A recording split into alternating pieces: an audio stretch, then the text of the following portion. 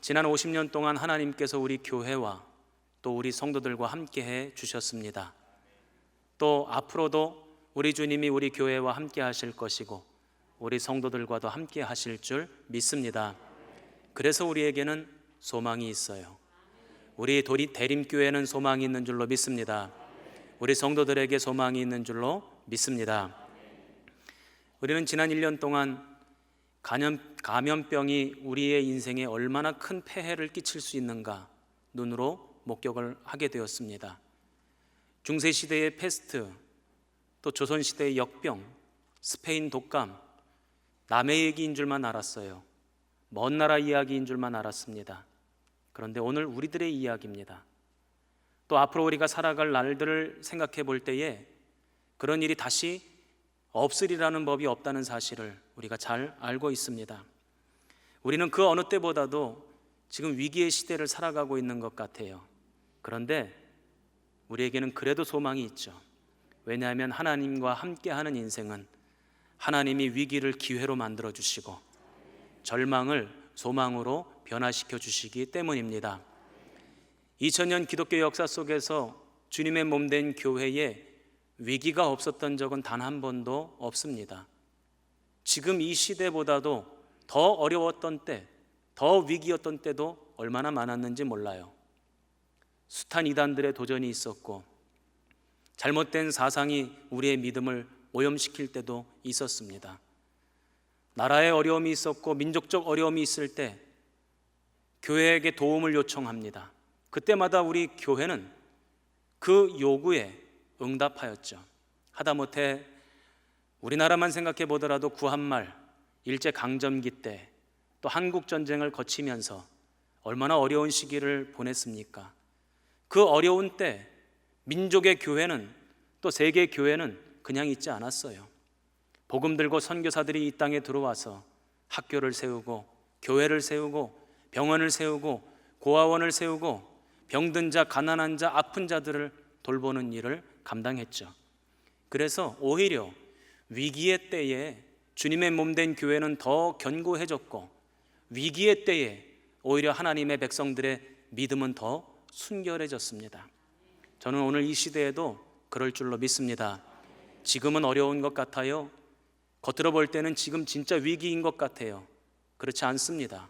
우리 주님이 함께 하실 것이고 우리 주님이 교회를 지켜주실 것이고 당신의 백성들을 붙들어 주실 줄로 믿습니다. 그래서 우리 대림교회는 더 견고해질 거예요. 또 우리 성도들은 더 순결한 믿음으로 주님 앞에 나아가게 될 것입니다. 교회라고 하는 것은 단순히 사람들의 모임만이 아닙니다. 교회는 주님의 몸입니다. 그래서 우리 주님께서 우리 교회의 주인이 되어주시고 우리 교회를 주님이 지켜주시고 인도해 주실 것입니다. 그 어느 때보다도 우리 대림교회에 하나님이 주인 되어주셔서 이 땅에, 이 나라에, 이 지역사회에 대림교회가 소망이 되게 하실 줄로 믿습니다. 그 믿음 가지고 입술을 열어 선포하시기를 바랍니다. 데이비드 플랫이라고 하는 미국의 목사님이 레디컬이라고 하는 책을 썼습니다. 이 레디컬이라고 하는 말은 급진적이다, 과격하다 이런 뜻이에요. 그런데 급진적이다, 과격하다라고 하는 뜻만 있는 게 아니고 본질적이다라는 뜻도 그 속에 담겨져 있습니다. 이 플랫 목사님이 볼 때에 오늘날 예수 그리스도를 믿는 사람들이 무기력한 신앙생활을 해요. 삶의 자리에서 복음의 능력을 누리지 못하고 세상을 변화시키지 못하고 아무런 선한 영향력을 끼치지 못하고 신앙생활 해가는 모습을 보면서 안 되겠다, 변화의 바람을 불러일으켜야 되는데 급진적인 바람, 과격한 바람을 불러일으켜야 되겠다 하는 소망을 품고 이 책을 썼습니다. 그렇다면 이 플랫 목사님이 말씀하시는 급진적인 바람, 과격한 바람이라고 하는 것이 무엇인가 봤더니 다른 게 아닙니다. 본질로 돌아가자는 거예요. 신앙생활의 본질, 교회의 본질, 그것이 때로는 과격해 보일 수 있어도 그것이 때로는 진보적일 수 있어도 그러나 그 본질로 돌아가자. 이것이 플랫 목사님이 말씀하시는 레디컬입니다. 그런 의미에서 보니까 우리 예수님은 레디컬 하셨어요. 예배의 본질을 추구하셨죠. 우리 신앙생활의 본질이 무엇인지를 생각하셨어요. 기도하는 것의 본질, 헌금 드리는 것의 본질, 이웃 사랑하는 것의 본질, 율법의 본질, 무엇이 본질이냐? 늘 본질을 추구하셨고 그 본질을 제자들에게 가르쳐 주셨죠. 그래서 그 당시 사람들 눈에는 예수님이 과격해 보였던 것입니다. 급진적으로 보였던 것입니다. 저는 오늘 우리 대림교회가 창립 50주년을 맞이해서 이런 생각을 해봤어요. 우리 교회도 레디컬해져야 되겠다. 본질적인 대림교회가 되어야 되겠다. 그래서 오늘 설교 제목을 레디컬 대림교회라는 제목을 붙여보았습니다.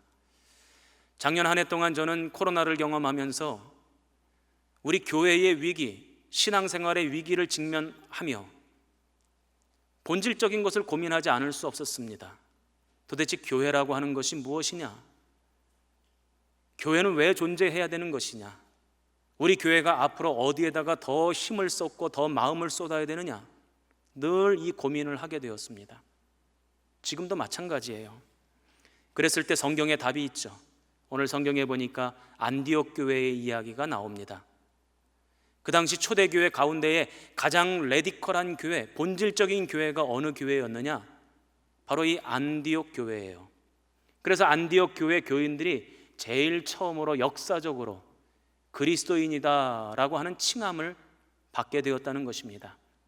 저는 오늘 이 안디옥 교회의 모범을 살펴보고 창립 50주년을 맞이하면서 앞으로 다가올 50주년을 준비하면서 우리 교회가 어떤 레디컬한 교회로 변화되어져야 하는가, 이것에 대해서 같이 은혜를 나누고자 합니다. 먼저 첫 번째로 사도행전 11장 26절입니다. 같이 읽어봅니다. 시작. 둘이 교회에 1년간 모여 있어. 아멘. 안디옥 교회에 하나님의 은혜가 드러났다는 것입니다. 많은 이방인들이 구원을 받게 되었다는 소문이 들려오게 되었습니다. 안디옥에 교회 공동체가 세워졌다는 거예요. 그래서 바나바가 안디옥 교회를 방문하게 되었고 성령의 임재를 경험하게 되었고 그 속에도 하나님의 구원의 역사가 움직여가고 있다는 사실을 목격하게 되었습니다. 그래서 바나바는 사도 바울을 데리고 와서 그 안디옥 교회 교인들과 더불어서 1년 동안 모여 있었다 하는 말입니다. 여러분에게 질문 드려볼게요. 모여서 뭐 했습니까? 모여서 뭐 했어요? 예배 드렸지요. 모여서 예배를 드린 겁니다. 다른 것 한 게 아니고 예배 드린 겁니다. 이것이 바로 교회의 본질입니다. 바로 예배가 교회의 핵심이고 교회의 본질이라고 하는 것을 너무나도 분명하게 보여주는 말씀입니다. 오늘 저와 여러분이 이 예배당에 모였습니다. 왜 모였죠? 뭐하러 모였습니까? 예배 드리러 모였습니다. 물론 우리 오늘도 보니까 오래간만에 나오신 분들이 있어요. 만나니까 얼마나 반갑습니까? 너무너무 좋아요. 안부도 묻고 인사도 하고 그동안 잘 지냈냐고 질문도 하고 쎄쎄쎄도 하고. 쎄쎄쎄는 안 하셨나 봐요. 너무너무 반가워서 좋아서 인사하고 그럽니다. 물론 그렇게 할 수 있죠. 그러나 오늘 우리가 이 자리에 모여 있는 가장 본질적인 이유, 가장 첫 번째 목적, 그것은 바로 하나님을 예배하는 겁니다. 이사야 43장 21절 말씀해 보니까 이 백성은 내가 나를 위하여 지었나니 나를 찬송하게 하려 함이니라.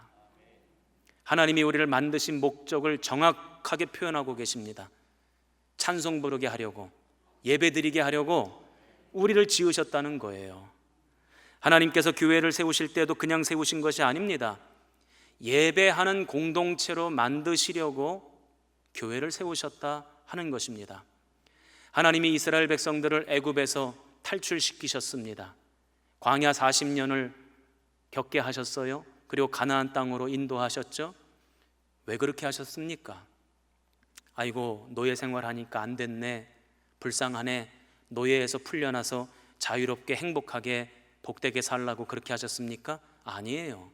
예배 공동체 만드시려고 출애굽의 은혜를 베푸신 겁니다. 애굽 왕 바로가 모세에게 묻습니다. 도대체 왜, 뭐 때문에 노예들을 이끌고 히브리 사람들을 이끌고 광야로 나아가려고 하느냐? 그랬을 때 모세가 아주 정확하게 표현하며 이야기합니다. 하나님 예배하려고요.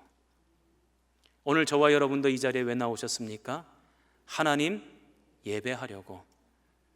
그 목적이 분명하신 분만 아멘. 오늘 우리는 예배하기 위해 모였고 예배하기 위해 이 자리에 나왔습니다.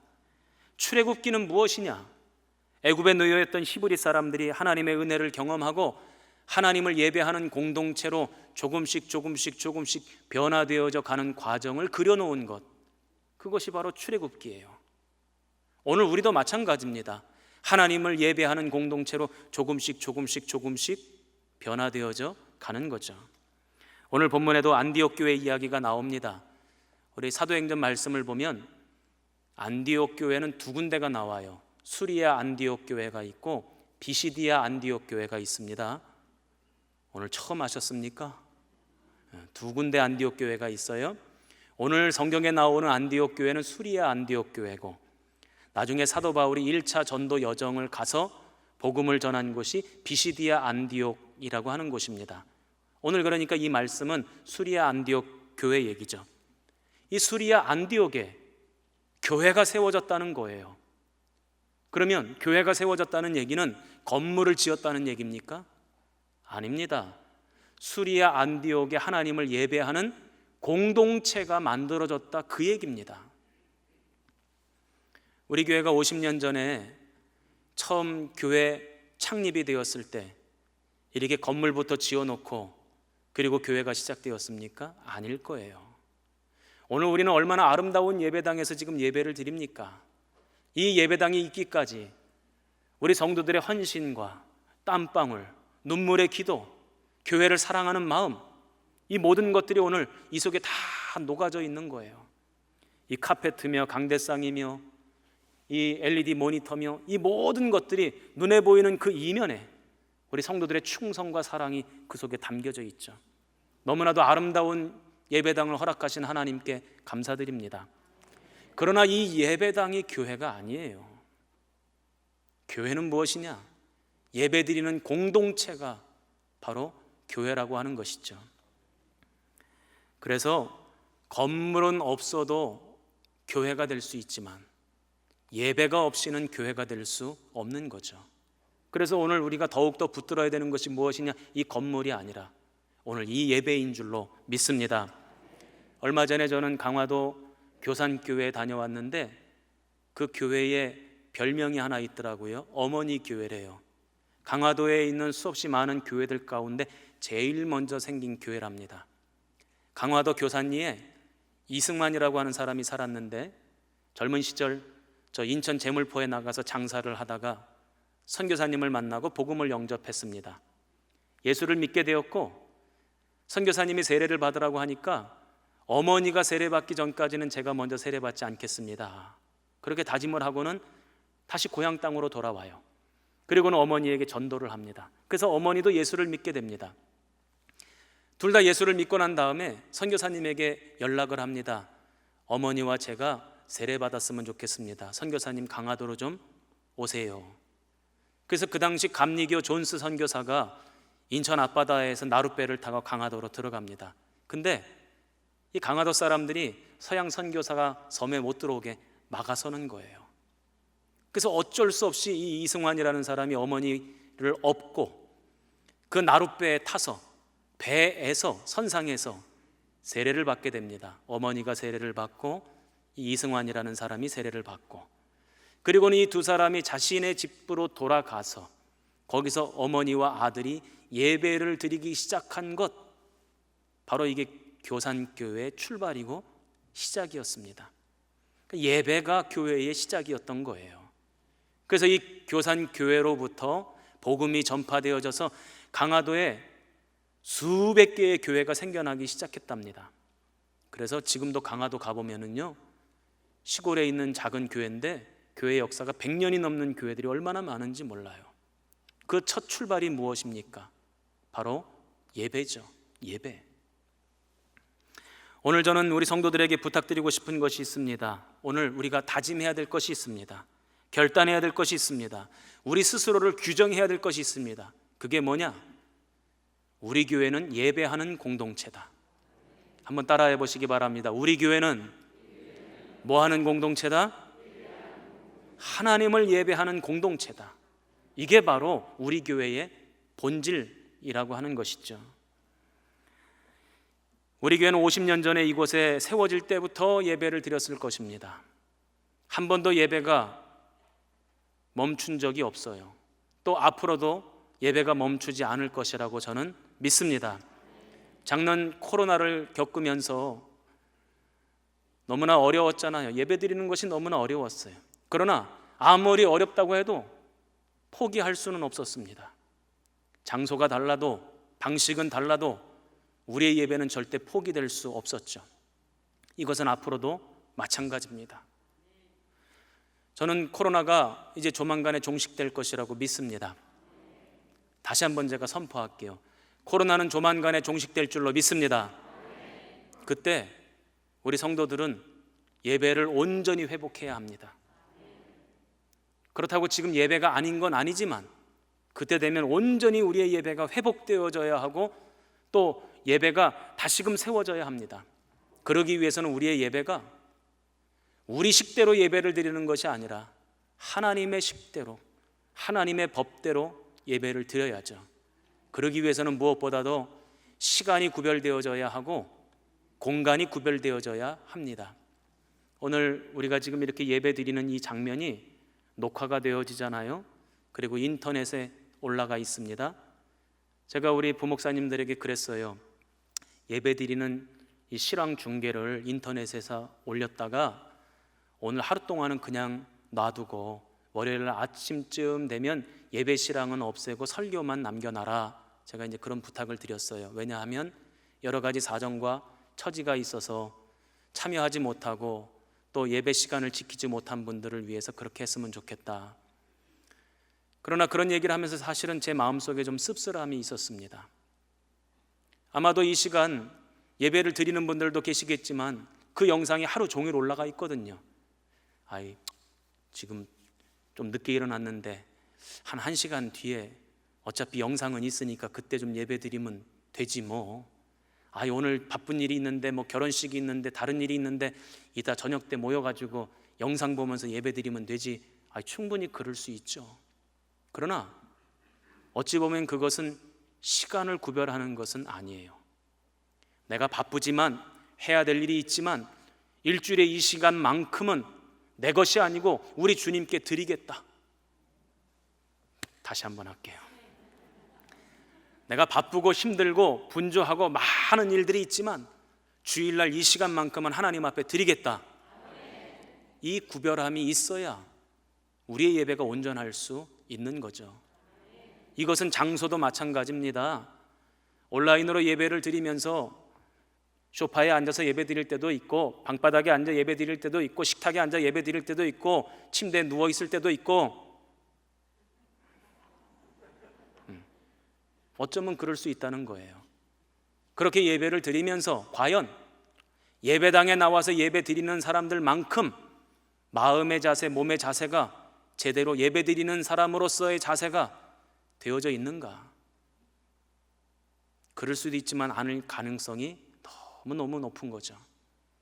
온라인으로 예배 드릴 때와 예배당에서 예배 드릴 때 받는 감동, 받는 은혜, 믿음의 결단 같을 수도 있지만 아닐 가능성이 매우 높다는 것입니다. 저는 그래서 얼른 코로나가 종식이 되고 얼른 이 감염병이 물러가고 우리 성도들이 시간도 구별하고 장소도 구별하고 우리의 몸가짐 마음가짐을 구별해서 하나님 앞에 온전한 예배 드릴 수 있기를 주님의 이름으로 축원합니다. 우리의 예배는 은혜와 감동이 살아있는 예배가 되어야 합니다. 그러기 위해서는 사람의 노력으로만 되는 게 아니에요. 성령님이 이 시간 임재하시고 우리 성도들의 각 사람의 심령 속에서 역사하셔야지만 감동이 임하고 은혜 받는 예배가 될 수 있는 거죠. 그래서 여러분들에게 부탁드려요. 예배 오시기 전에 꼭 기도하세요. 오늘 주님의 성전에 찾아나가 예배할 때 성령님 역사하셔서 내 마음밭이 옥토가 되게 하옵소서. 은혜와 감동이 넘치는 예배 되게 하옵소서. 여기 앞에 있는 담임 목사도 하여간 설교 준비 열심히 할게요. 저희 아내가 요즘 저한테 그런 얘기 합니다. 요새 열심히 준비하는 것 같아. 진짜로 그래요. 저의 일주일간의 사역 가운데 가장 중요한 사역, 바로 이 사역 아닙니까? 생명의 말씀, 진리의 말씀 준비해서 우리 성도들에게 전해주어야 되는 이 사역, 저의 사역 가운데 가장 중요한 사역입니다. 그러니 어떻게 허투루 생각할 수 있겠습니까? 제가요, 오늘 이 주일 설교 준비하느라고 일주일 동안 어떻게 보내는지 아시냐고. 저도 열심히 준비할 테니까 여러분들도 열심히 기도하셔서 오늘 우리가 드리는 이 예배가 은혜가 넘치고 감동이 충만한 살아있는 예배 되기를 주님의 이름으로 축원합니다. 북한의 지하교회 성도들은요, 목숨 걸고 예배를 드린답니다. 목숨을 내어놓고 예배 드리다가 죽어도 좋다고 생각하면서 예배를 드린다는 거예요. 북한뿐만 아니라 모슬렘 나라들에서 예수를 믿는 사람들이 거반 다 그렇다는 거예요. 죽여도 좋다, 하나님 예배하는 거 포기할 수 없다, 그런다는 거예요. 그런데 왜 오늘 우리들은 안 죽인데도 예배를 안 드려? 예배를 목숨처럼 여겼으면 좋겠어요. 이게 우리 신앙의 본질이고 우리 교회의 본질입니다. 우리 대림교회 성도들은 예배를 생명처럼 목숨처럼 여기는 그런 예배 공동체를 이루어가기를 주님의 이름으로 축원합니다. 두 번째로 사도행전 13장 3절입니다. 이에 금식하며 기도하고 두 사람에게 안수하여 보내니라. 이게 무슨 내용이냐면 안디옥 교회가 처음으로 선교사를 파송했다는 얘기입니다. 바나바와 바울을 선교사로 파송했는데 초대교회 가운데 가장 먼저 선교사를 파송한 교회, 안디옥 교회라는 거예요. 그래서 사도 바울과 바나바가 1차 전도 여정을 떠나게 되었고 이방 땅에 복음을 증거하게 되었고 이방 땅에 교회들이 세워지게 되었다 하는 것입니다. 우리가 은혜가 감동이 넘치는 예배를 드려야 하겠지만 또 하나님이 우리에게 주신 본질적인 사명이 있습니다. 그게 뭐냐면 복음 전하는 일입니다. 우리가 세상을 향하여 많은 일들을 해야 되겠지만 그러나 그 많은 일들 가운데 가장 궁극적이고 가장 핵심적이고 가장 중요한 것이 있어요. 그것은 영혼을 구원하고 복음을 증거하고 예수를 전하는 일이라고 생각합니다. 우리가 세상을 향해서 예수님의 사랑을 드러내죠. 우리 지난번에도 우리 성도들이 협력해 주셔서 기금을 모아서 물품을 모아서 영원 마켓에 전달을 했고 그 영원 마켓에서 이 지역의 어려운 이들에게 그 물품과 또 헌금을 나누었습니다. 왜 그렇게 하는 거죠? 세상이 살만한 곳이라는 걸 알리기 위해서 그렇게 하는 겁니까? 더 좋은 세상 만들려고 우리가 그렇게 하는 겁니까? 아니에요. 아직도 사망에 머물러 있는 사람들, 죄에 머물러 있는 사람들에게 예수 그리스도가 생명의 길이고 오직 유일한 구원의 길이라고 하는 사실, 그 복음을 전하기 위해서 우리가 구제도 하고 사랑도 하고 봉사도 하는 거죠. 다른 이유 없습니다. 영혼 구원하려고 그 일을 하는 것입니다. 이것이 교회의 본질적인 사명입니다. 이런 본질적인 사명을 두 단어로 이야기하는데요, 하나는 전도, 또 하나는 선교라고 부릅니다. 학자들은 이 두 가지 단어를 이렇게 구분해요. 같은 문화권, 같은 언어권에서 복음을 전하면 그건 전도다. 다른 문화권, 다른 언어권에다가 복음을 전하면 그건 선교다. 이렇게 구분을 해요. 그러니까 우리 성도들도 마음속에 그런 구분을 가지고 있어요. 나는 선교랑은 관계가 없고 나는 전도하는 사람이다. 이렇게 생각을 합니다. 마음속에 한계를 두고 경계를 두고 그리고는 복음을 전한다는 것입니다. 그러나 교회가 복음을 전하는 일에 있어서는 절대로 제한을 두어서도 안 되고 경계를 두어서도 안 됩니다. 그러니까 전도와 선교를 구분해서는 안 되는 거예요. 우리 성도들은 전도도 하고 선교도 하시기 바랍니다. 선교도 하고 전도도 하시기 바랍니다. 구분을 두면 안 되는 거예요.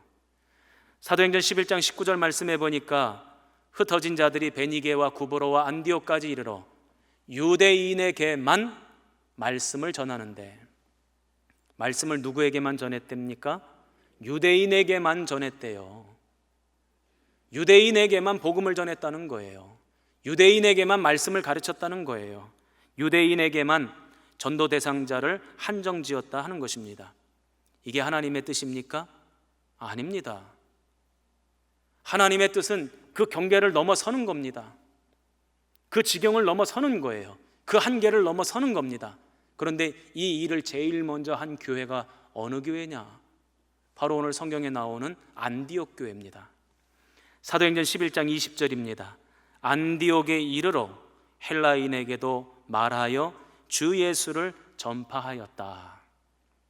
유대인에게만 복음을 전한 것이 아니라 헬라인에게도, 이방 사람들에게도 복음을 전했다는 거예요. 경계를 두지 않고, 한계를 두지 않고. 저는 우리 성도들의 마음속에서도 경계와 한계가 무너졌으면 좋겠어요. 보면은 전도할 사람, 예수를 증거할 사람 아닌 사람을 내 마음속에 경계를 두고 있어요. 그거 무너뜨려야 됩니다. 바라기는 우리 교회가 누구에게나 어디서나 복음을 전하는 교회, 전도하는 교회, 선교하는 교회가 되기를 주님의 이름으로 축원합니다. 그런데 어떻게 전도하는가 봤더니 우리의 변화된 삶으로 전도하고 선교해요. 그런데 그것뿐만이 아닙니다. 입술을 벌려야 됩니다. 입술을 벌리지 않는데 어떻게 전도가 됩니까? 입술을 벌리지 않는데 어떻게 예수가 증거가 됩니까? 로마서 10장 13절에 아주 유명한 말씀입니다. 다 같이 읽겠습니다. 시작. 할렐루야. 너무나도 잘 알고 있는 말씀입니다. 그런데 이 말씀에 단서 조항이 있어요. 그 뒤에 나오는 14절 15절입니다. 그런즉 그들이 믿지 아니하는 일을 어찌 부르리요? 듣지도 못한 일을 어찌 믿으리요? 전파하는 자가 없이 어찌 들으리요? 보내심을 받지 아니하였으면 어찌 전파하리요? 기록된 바 아름답도다 좋은 소식을 전하는 자들의 발이요 함과 같으니라. 이 말씀이 뭡니까? 우리 성도들이 좋은 소식을 전하는 아름다운 발이 되어야 된다는 거예요. 입술을 벌려서 예수를 전하라는 거예요. 그런데 요즘 보니까 우리 성도들이 예수를 전하지를 못해요. 복음을 증거하지를 못해요. 교회 다닌다는 말도 못해. 왜 말을 못하냐고. 왜 말을 못하냐고. 왜 교회 다닌다는 말을 못해요? 왜 예수 믿는다는 말을 못합니까? 부끄럽습니까? 아니잖아요. 우리 믿음의 생명이 있는데, 우리 믿음의 진리가 있는데, 우리 믿음의 구원의 길이 있는데 뭐가 부끄럽습니까? 입술을 열어 예수를 전하고 복음을 증거하는, 그래서 삶의 자리에서 전도하고 선교하는 우리 성도들이 되기를 주님의 이름으로 축원합니다. 저는 우리 교회가 선교 중심적인 교회가 되었으면 좋겠어요. 이제까지 그래 왔지만 앞으로 더욱더. 그래서 마지막 때 주님 앞에 섰을 때 주님이 너 어느 교회 출신이냐? 이렇게 물어보면 예, 대림교회 출신인데요. 대림교회, 그 선교 열심히 한 교회. 아까도 이쪽이 아멘 안 하더니. 어느 교회 출신이냐? 대림교회인데요. 대림교회, 전도 열심히 하는 교회. 다시 할게요. 대림교회, 선교 열심히 하는 교회. 그렇게 하나님 앞에 칭찬받는 교회가 될 줄로 믿습니다. 이 일을 위해서 마음 모아주시고 함께 기도해 주시기 바랍니다. 세 번째로 사도행전 11장 26절입니다. 큰 무리를 가르쳤답니다. 바나바와 바울이 안디옥 교회에서 뭘 가르쳤느냐? 말씀 가르치고 믿음 가르치고 신앙을 가르쳤대요. 우리의 신학 성경 27권 그 목적 또한 믿음의 후대들에게 믿음을 가르치기 위해서 기록하기 시작한 것, 그것이 바로 이 신약 성경입니다. 저는 그래서 우리 교회에 믿음의 후대들, 우리 아이들, 우리의 자녀들이 많았으면 좋겠어요. 아이고 목사님, 우리 교회 애들이 왜 이렇게 많은지 그냥 시끄러워 죽겠습니다. 이런 얘기가 나왔으면 좋겠어요. 애들이 막 뛰어다니고 소란스럽게 만들고, 애들이 뭐 간식 먹고 버린 껌종이 과자 봉지가 막 널려 있으면 그것 때문에 짜증나는 게 아니고 그게 기쁨이 되는 교회, 그렇게 되기를 주님의 이름으로 축원합니다. 제가 봤더니요, 저 어렸을 때는 교회에 어른들보다 애들이 많았어요. 그랬단 말이에요. 왜냐하면 애들이 어디 가서 놀 데가 없어.